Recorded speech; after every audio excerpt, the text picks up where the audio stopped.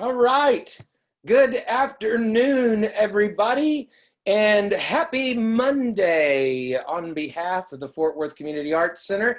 This is Jason Leva with another edition of Boxed Lunch. Today, we are venturing west with one of our local artists here currently on display, I believe at the Meacham Airport. And we are so very excited to have the one and only Kipp Kobayashi. Did I say that right, Kipp? Perfectly. Thank you very much, Jason. It's great Well, to be here. yes, we are so very glad to have you. And before we get into too much detail, Kipp, do you mind just introducing yourself and telling us a little bit about who you are and what it is you do? Well, Kipp Kobayashi. I'm a public artist located in Los Angeles, California, and also vice chair for the Public Art Advisory Committee for the Americans for the Arts. Currently sort of working way through the pandemic with everybody else, trying to figure out how to go forward with projects, work, everything else. Other than that, going to be making Hawaiian comfort food today. Nice. Hawaiian comfort food is on your lunch menu. Kipp, what all does that come with? What are your ingredients for that particular comfort food?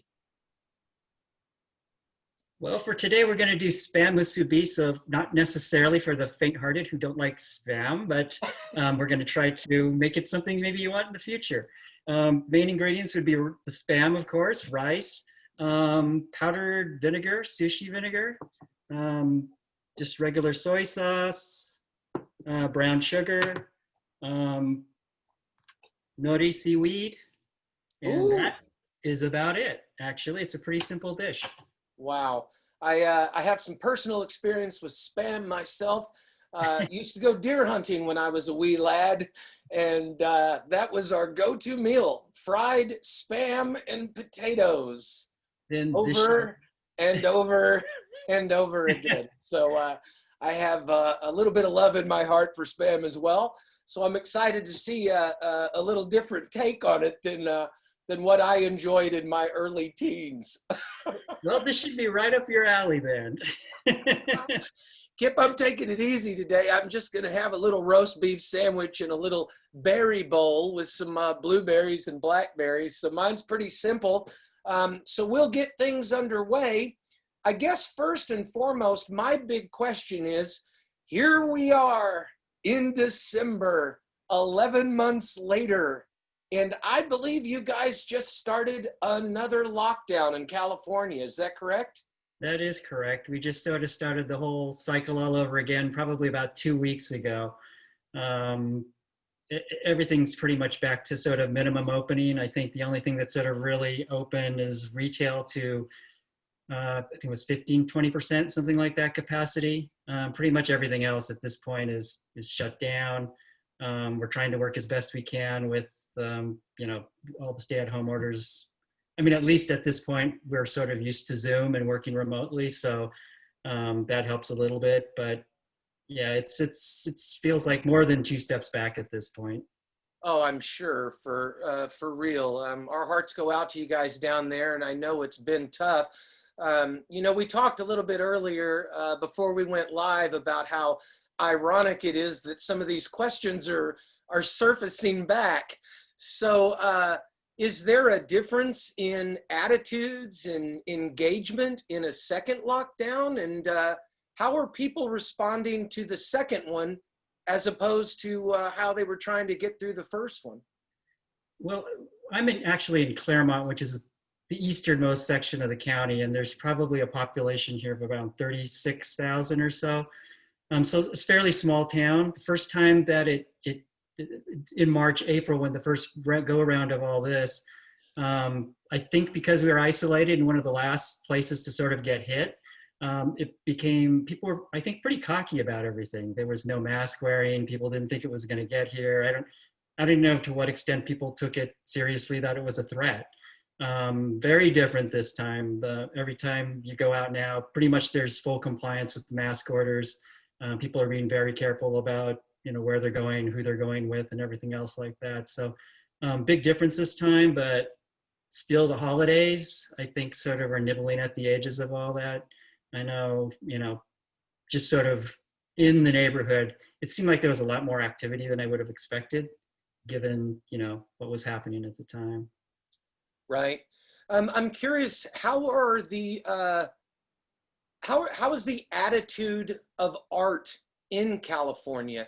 Have you seen people leaning into this and engaging with what's been, a very cumbersome year? And what's the attitude of arts in the West? Well, I think it's sort of a similar situation for everybody. Everyone's sort of really struggling, obviously, figuring out how we can go forward with it, what we can do, how we can work. Certainly within the public art sphere, it's really mixed, especially for an artist. I think it's really mixed because I'm dealing with jurisdictions that are, not just local to here, but other places as well. And at least up until this point, the rules, regulations, how people were doing business was really different. So projects would be at different levels of how they would be going forward. Some were moving ahead, some were completely stopped. And it also sort of trickles down to things like fabricators, people that we depend on to work with to install things, get things done. Sometimes they're running at full capacity, sometimes they're running at half capacity, sometimes they're shut down. There's some areas that are not going to, some areas that are it seems to work out fine. So it's been really a struggle trying to figure out how sort of how to keep things moving ahead at sort of somehow of a constant rate. It just the fits and starts, which I think is the same for everybody, really begins to bog things down. Yeah, absolutely. It just it's starting to feel like we're chasing our tail a little bit. And, from all the things that we learned in the first portion of all this, I'm hoping that that comes around a little bit to help inspire and get us out a little quicker than it took on the first one. So I'm really interested to see if, people are able to use the knowledge and the experience that they had back at the beginning of the year to hopefully make this a little bit more palatable in the back half. And I think, we had some things that helped us a little bit with weather, and I can't help but wonder if the holidays are going to work for us or against us in this back half of 2020. So it's interesting to see what's going on over there in California and how that compares to all of these people here in Texas as well. So it's been quite interesting for sure. So Kipp, I'm curious, I'm looking at your bio here about your interest in the arts and how they transform the structures and systems of our physical world into living entities, our collective thoughts, actions, and experiences. How has this pandemic fed itself into that discipline? Can you talk a little bit about that and see what have you learned as an artist? Because those are some deep thoughts, and I can't help but think that maybe there might have been a little ammunition for your art this year. Yeah, I mean, that's a great question too, because, in terms of my practice, my first impetus is always to go to the place and sort of take it in. It's sort of like just to go and sit in some place and sort of soak in everything first to begin to understand these sort of currents and things that maybe aren't necessarily something that's really perceivable in the normal ways, that just sort of rhythms of things, people coming in and out, types of, patterns of use, types of, demographics of people who come through, things, how that changes over the course of the day. All those kinds of things to me were always really important, or are always really important, to understand how a place has come together. And in combination with the history of a place, which to me is just sort of an extension of that same dynamic into the past. I've always looked at places as sort of the conglomerations of all these different sorts of things. And somehow, some way it becomes embedded in the places that we go to. Sure. The pandemic, it's really sort of flipped so much on its head in terms of sort of our outlook on public spaces. It was previous to this, it was always creating density, creating social dynamics within the space, How do you start a dialogue within a space? And now obviously you don't want to necessarily go to a physical space at this Sure. point in time. And then just for me personally, to be able to go out, to be able to observe those types of things out in the field, it's been a big adjustment Mm. trying to sort of do projects without that connection to a place. So I think for me, I'm sort of beginning to learn new tools into how I can approach going to understanding, places without maybe not necessarily the same kind of firsthand input that I could have otherwise. I'm not sure exactly how I feel about it yet. um, it's still one of those things where you feel like you're adjusting to it, where I'm not sure that I necessarily feel comfortable with where I am with that yet. But it has been sort of an interesting process that I think I'm able to get more information than I thought I was going to be able to, just through various platforms, mediums. I mean, as tired as we all are on Zoom, I do also sort of find it interesting in that I tend to talk to people more from all over, just because I guess maybe we're just used to it. And it's like, we could have done this all along, but we didn't do it. And now it's like, oh, great, we've got this tool, we can do it. So in some sense, it feels like, I have the dialogue, but not necessarily the personal or physical, connection with people, places, things like that. So. Gotcha. Now, as an artist, do you create your art once you've come to grips or understand that, or do you find that that your art moves through that the steps that it takes to understand that? And do you find yourself creating more now, or do you need that kind of connection and understanding to really move into your art? Definitely the latter in terms of process. There's always sort of this big point in between sort of initial idea about something and then working it through and then getting it to the point where it feels right, that it's sort of had gone through enough process, gone through enough changes, gone through enough thinking, where it reflects back onto what it feels like is appropriate for what it needs to do. I mean, for me, I think that's a real key part of it, to let that process play out, and the dialogue back and forth that you get with project place and everything else. Again, I think I'm finding ways to be able to get that feedback in different ways than I was before, and to begin to understand those processes a little bit differently. But it has been a really important approach to use. So. Yeah, absolutely. I can't imagine. I go through waves myself as an artist about engaging, disengaging, and you really do, get a spark of creativity. And, in the past, it just kind of would go like a wildfire, but now there's so many other things that I don't want to say stifle it, but at least create an awareness of caution before you move through. And it's been a struggle, I think, for artists to have to bridle themselves and look at some other outside things that are going on. Normally, artists just kind of run free. And it's been my biggest challenge as an artist this year to be able to balance those two things about the freedom that art brings to you in creation, and then having to do it in a different sphere of structure that really hasn't been around. So I'm really curious to see how artists are finding that muse these days. And so I noticed in your bio also that you're an educator as well. Are you still teaching currently? I am not currently teaching, but I have, for the longest time I was teaching urban design and urban planning at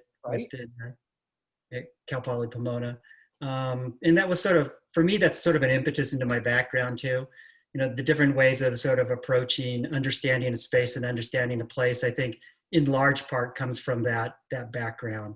Beginning to sort of, it provides for me an easy place to start in terms of analyzing a space, either taking sort of a quick snapshot of it, beginning to understand a little bit more in detail, how the numbers play out in terms of the place, in terms of, what the demographics are, locations, everything else like that. Not necessarily that becomes what the artwork is. But I think for me, it provides a foundation that then I can know where to look from it. I begin to understand a little bit more about where, where the pieces that need to be considered begin to sort of emerge from that. So, I mean, for me, that's really great. I mean, I do admittedly miss the classroom. I like, I like the interaction with the students. I just made that choice a couple of years ago, just due to scheduling issues and things like that. But yeah, it's a great, I mean, it's a great experience to have, actually. To be Yeah, able to absolutely. And I can't not imagine that there isn't some inspiration from some of those young minds as well to stimulate that as well. So just on a personal note, not to really put you on the spot, are you glad you're not teaching? Well, given the circumstances, yeah, I just, the logistics of everything.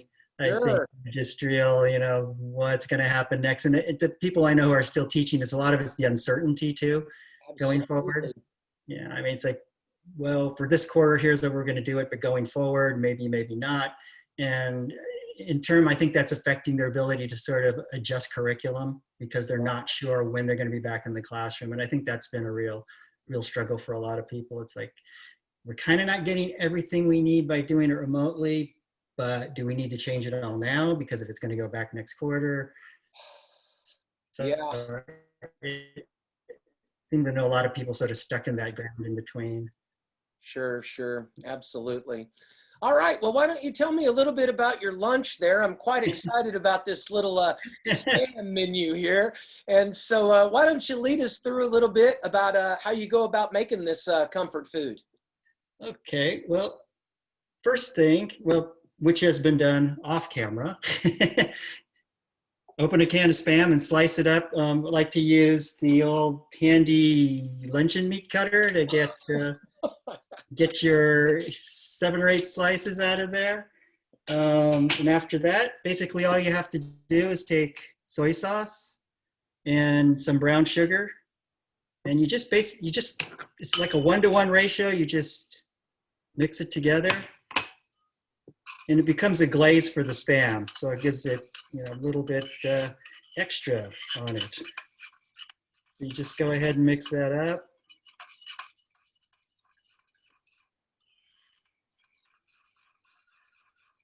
And then from there, it's just a matter of frying up the Spam. It's about a minute or 2 on each side.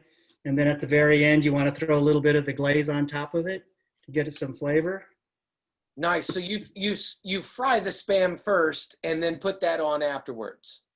Correct. You fry it on both sides, and then you put a little bit of the glaze on. You can put as much as you want on. You can flip it back and forth if you prefer. I kind of like mine to have a little bit of a crust on it, so I kind of let the sugar caramelize over the top to get a little bit of a crunch to it. And then when that happens, it looks something like this. Beautiful. Love it. Indeed. Now, don't give too many secrets away there, because I'm assuming you're going to plate that and put a little bit more garnish on there. Yes?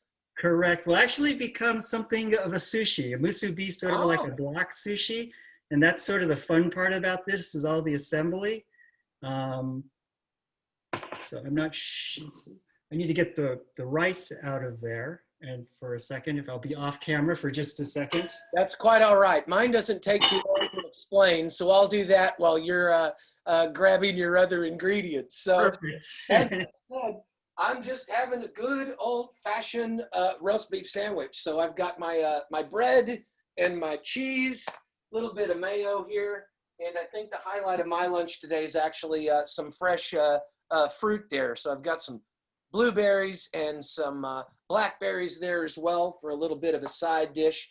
And can't go wrong with the Hillshire Farm. There you go. The classics there. Roast beef. So mine's pretty easy. I just open it, throw it on a piece of bread, and then put the other piece of bread on top of it. So now we'll move back. Hey, the classics work. They work for me. Cooking. Sounds like you actually have a balanced meal too there. I didn't consider the, the actual fruit and vegetable part of this yet. So, so I just have to imagine there's like a piece of fruit with this or something that's reasonably healthy to balance everything else out. Well, maybe between the two of us, we can hit all 4 or 5 food groups. I don't even know how many there are anymore. Well, so from my end, this is sushi vinegar. You can also sort of make your own flavoring with regular rice wine vinegar and sugar. This stuff's really easy, especially for a lunch. You just sort of measure it out, dump it straight into the rice, and just mix it up.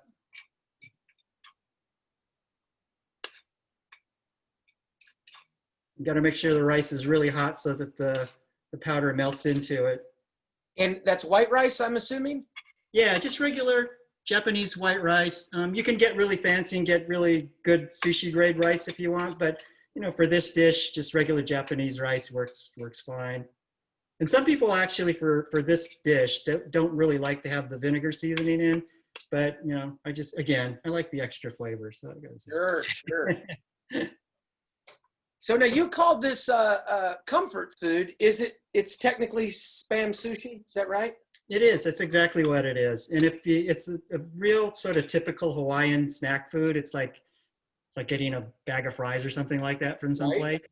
So it's something you'll see eaten for snacks, dinner, lunch, whatever, whenever somebody strikes the mood.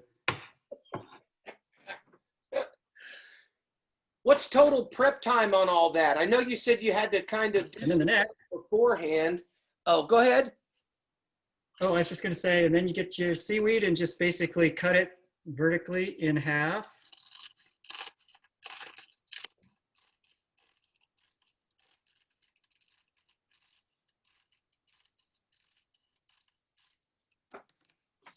Okay. Now I'm curious, as an artist, when you cut that, do you like make shapes or do you just go straight up the line? Nah, just straight up the line. It's boring. This is actually the fun part. So I may take it away from my face so you can see more of the mold. This is a Musubi mold. It's a little box. Comes down with a little plunger in it. And you place it over the middle of your seaweed. And it's made perfectly so your piece of Spam drops wow, right down into the center. Whoops. That's why this is like the most fun part. And then all you have to do is load in your rice.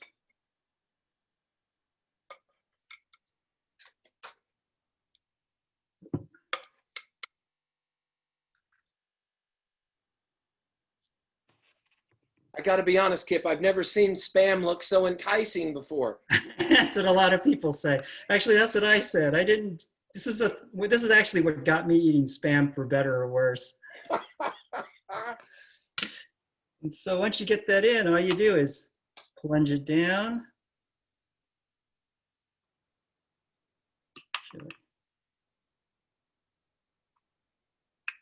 This nice little square. And then all you do is fold it back up, put a little water on the side.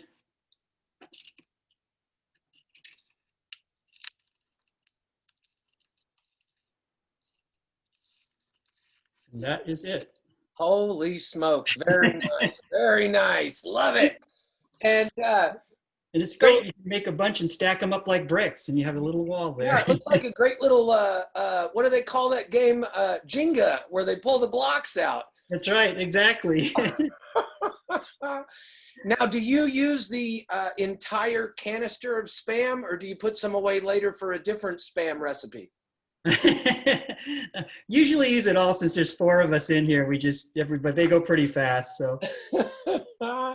Wow, that looks like so much fun, and what a ingenious way to make that lunch. What is the total prep time? I know you said you did some stuff prior to being on the interview. How long does all that take start to finish? The only thing I did before the interview really was just frying the Spam, just because I didn't want to clog the room with grease. But it takes about a half hour at most. It's pretty quick.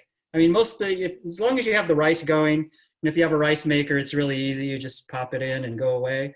As long as the rice is going, it should, it's about a 20 minute, 25 minute from beginning to end at most. Awesome. And where can you get those cases that are holding the rice?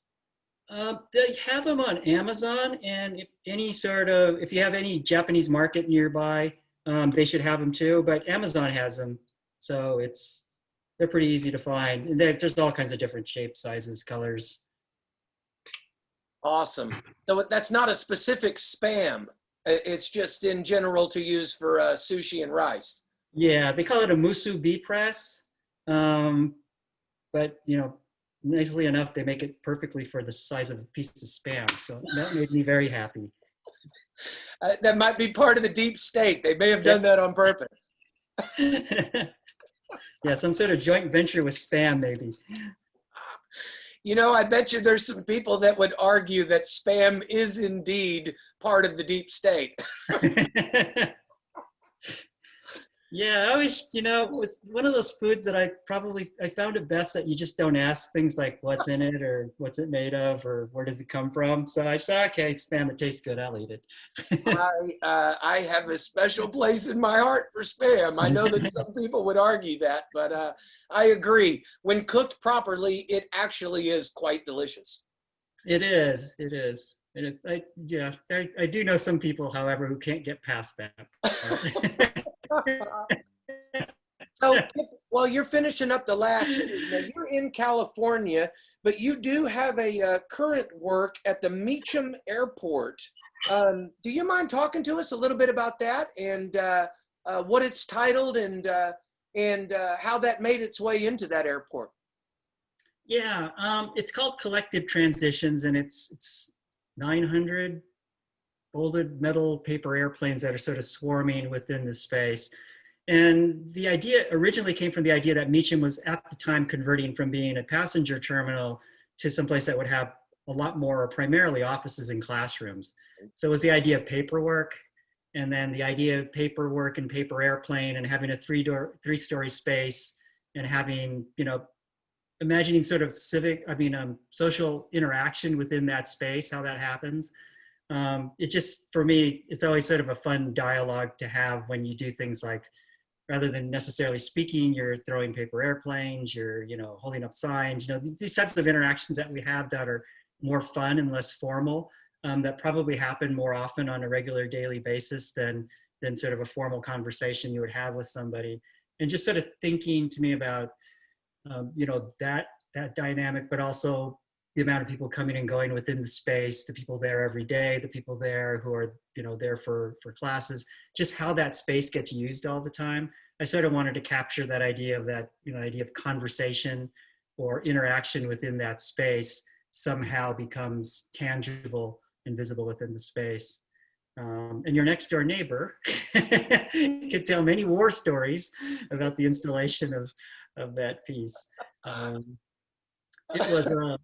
It was a challenging installation, but at the end of it, I think we were really, really happy with the way we were able to get everything to work out within the space. Yeah, it's really cool. I got to see some pictures as well. So now, is that a permanent install? It is, and that's some of the challenges. How to attach those, how to make sure things like air handlers, are they going to blow them back and forth too much, and are we going to have a giant tangle of planes? A lot of those types of issues. And then the installation itself, I think, was one of the most interesting parts to me, in that it's actually attached directly to the ceiling tile, which is something at that point I hadn't really done before. I'd sort of been careful not to attach directly to a lot of systems like that. It just, from a technical standpoint, brings up a lot of questions in terms of, safety, warranty, right. All those types of things that sometimes, stop you in your tracks. But that particular one, we were pretty fortunate. We were able to get a lot of people on board to be able to work out, how we can do it, whether or not it was going to be, how we can sort of get it signed off. So we're able to get those lines to attach directly within the existing ceiling tile there. So it's pretty seamless in terms of that, in terms of the installation.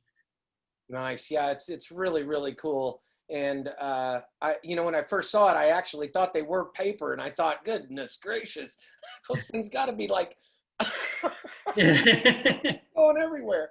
But it's really, really a cool installation, and just quite clever and really, really unique. So thank you for that. Do you have Thank any you. plans on coming back to Texas anytime soon, or do you literally just come up this way for art projects? Well, up until now, that's been the way it's been. But I mean, at this point, I would love to travel. Period.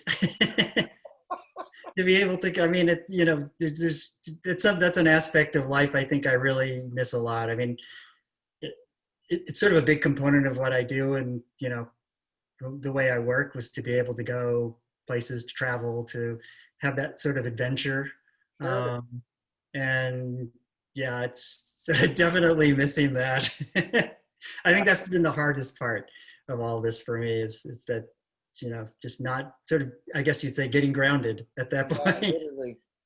Yeah, for sure. So, in terms of that same kind of area of questions here, what helpful community resources are you seeing or using personally or professionally, and how can you be assisted or provide assistance to other artists and organizations? Well, I think a lot of that is sort of the work that I do with Americans for the Arts and the Public Art Advisory Council. Since March, our pivot's been, what can we do? What is it that can be done to aid the field? What's trying to figure out what the problems are in terms of, is it information? Is it resources? Is it, what's the most urgent things to happen or that are needed?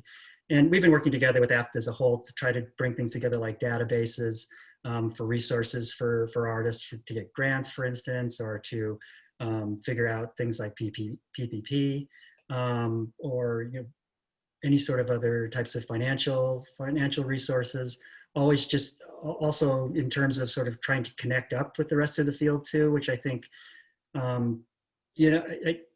couple months ago we had what we called an art pulse check, which was a Zoom meeting open to our members to be able to come and just talk about what's been going on, sort of like this on a bigger version, Yeah, like sure. with our members. And I think what really struck us is how many people are by themselves and how many people are isolated, which sometimes you don't think about necessarily, depending on if you're working with a group of people on a project or you're in a department where there's multiple people together. There's a lot of artists and a lot of professionals that are working in almost very minimal contact with the rest of the world. And so to provide that as a connection as well, that's something we're trying to strengthen in the coming year too, to really sort of be able to reach out and bridge that gap. And also it really helps us, I think, understand what else needs to be done and what else is needed right now. And is that a nationwide organization? It is. Public Art Advisory Network it's from coast to coast. It's open to anyone who's interested, really, to become a member. So it's available.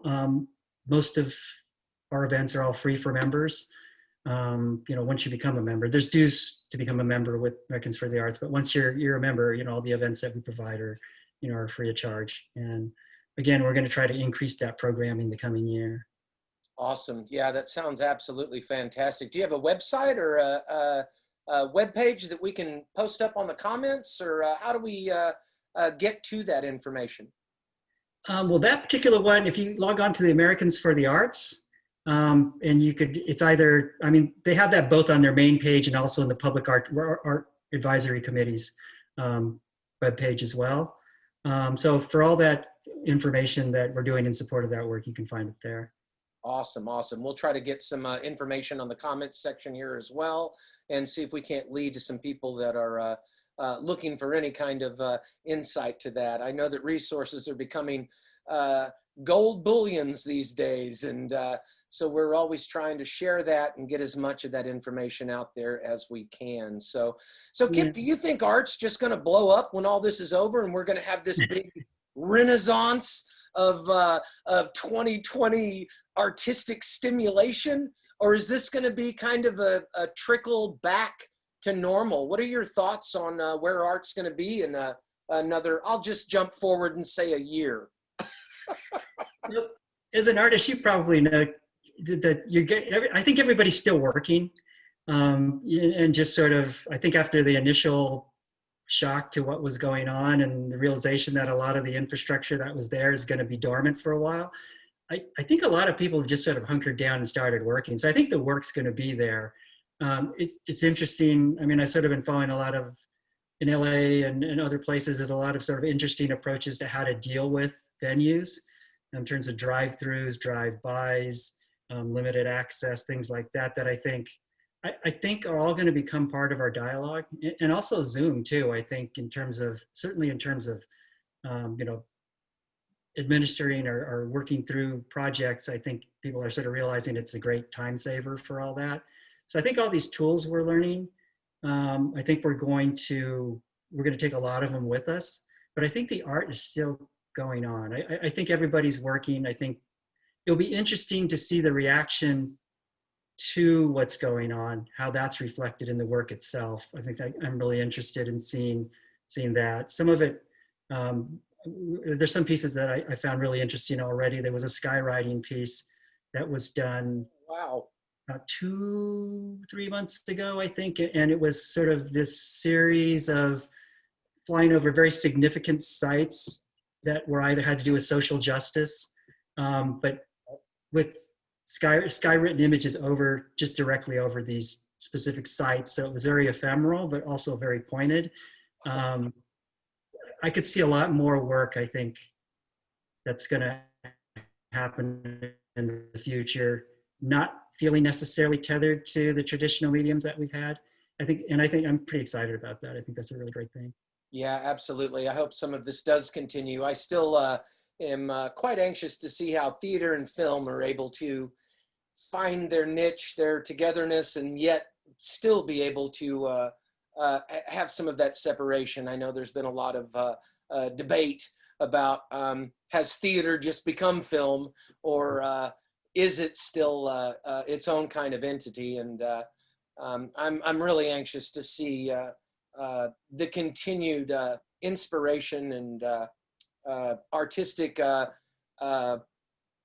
just exuberance of the things that have been happening lately. You know, we kind of really took a breath right there at first, and then there was some explosive things that really started to come up in the summer, and you could really see people getting their feet under them a little bit and trying to negotiate some of these new platforms. And I think there's going to be some great stuff that stays with it, and I certainly am quite excited to see what things we hold on to and how we continue to adapt through this. So, I think oh, go ahead. I was going to say, I think a lot of the stuff during the summer, sort of the reactions to existing things like monuments, and I think it's tremendous, actually, that just put those things in a time capsule, like to me, to be able to sort of, I mean, that becomes the memorial to me, the reaction to everything that's happened. It's sort of I love it because sort of the way we always sort of think about memorials is these things that we consider